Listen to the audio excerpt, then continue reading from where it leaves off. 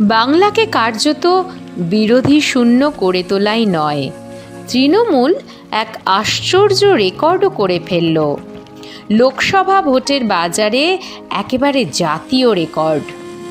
এই অভিনব রেকর্ড আগামী দিনে মমতা বন্দ্যোপাধ্যায়ের সরকারের নয়া স্লোগান হলেও অবাক হওয়ার কিছু নেই। কী সেই রেকর্ড?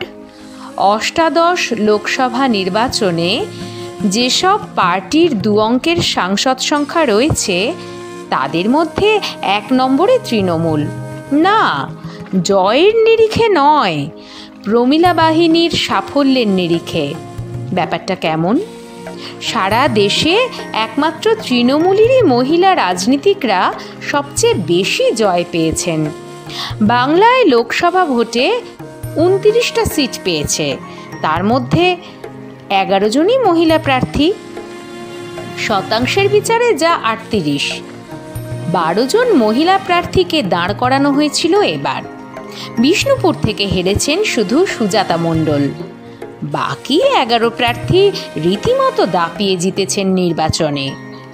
2009 সালে লোকসভা ভোটে দাঁড়িয়েছিলেন মোট 59 জন মহিলা। পরের বার অর্থাৎ 2014 সালে সেই সংখ্যাটা ছিল 62। গতবার লোকসভা নির্বাচনে দাঁড়িয়েছিলেন মোট 78 জন মহিলা প্রার্থী। এবার সেই সংখ্যাটা 74। আগের থেকে মহিলা প্রার্থী কমলেও তৃণমূলের কিন্তু বেড়েছে।